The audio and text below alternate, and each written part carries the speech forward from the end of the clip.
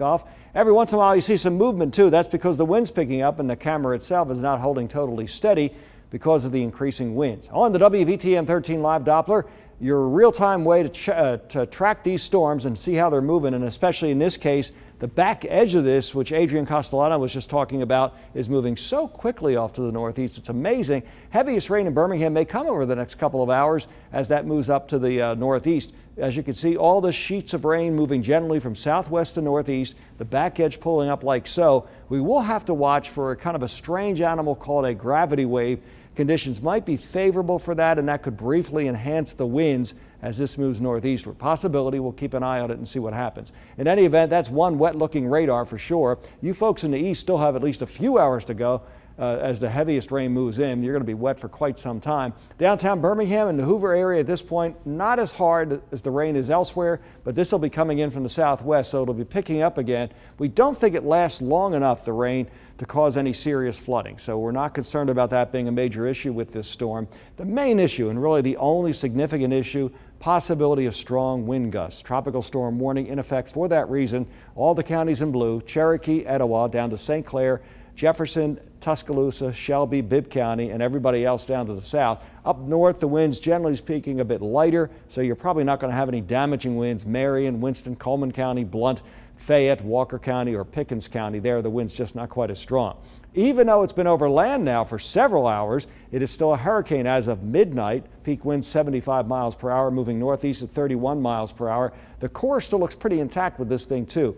Can't see the eye anymore, that's long since gone, but nonetheless the core holding together quite well, and you can see some of those cloud tops still quite cold on this, indicating there's still a lot of action there, still a lot of upward motion, and a pretty potent system. Now, the track of the storm is forecast to be right across Shelby County, as you can see, and it won't take that long to get there. This has already shifted one county east of the state of Mississippi, right now located very close to Demopolis, and moving quickly northeast from there. That would take the track across Bibb County, northern or central Shelby County, and all the way up to between Chattanooga and Knoxville, Tennessee by 8 o'clock in the morning.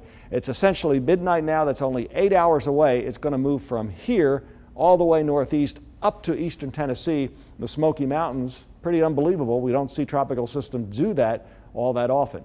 Current gusts are 29 miles per hour in Birmingham, 29 in Demopolis, 39 in Montgomery, 44 in Mobile, where they're seeing an improving situation. Not that long ago, the peak gust there was 91 miles per hour, so that's moving in the right direction.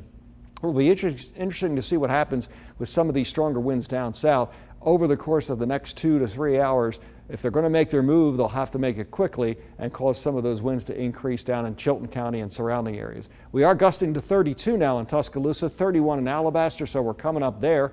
And the strongest winds still down here and maybe headed toward Chilton County, maybe Coosa County as well. Here's a model forecast of some of those winds, perhaps as high as 62 miles per hour at 1 o'clock in the morning in and around the Magic City, 66 in Talladega. As we move off to the east and get later in time, the strongest winds do shift eastward with time.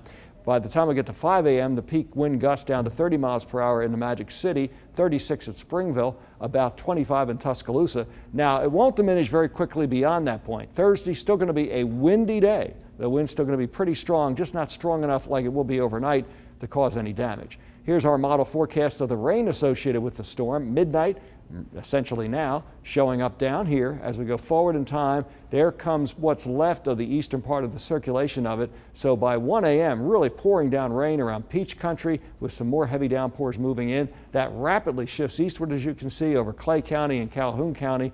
By then, by 3 o'clock in the morning, the rain in Birmingham really has diminished. By 4 a.m., it's all but stopped, with the heaviest rain over here over our far eastern counties. And then by the time we get to 5 a.m., just a few showers coming through, and even those not all that substantial. So we're not concerned about a lot of rain during the day tomorrow. It'll still be windy, but not the kind of winds we'll see overnight. Sustained winds maybe 40 to 50 miles per hour, gusts 55 to 70.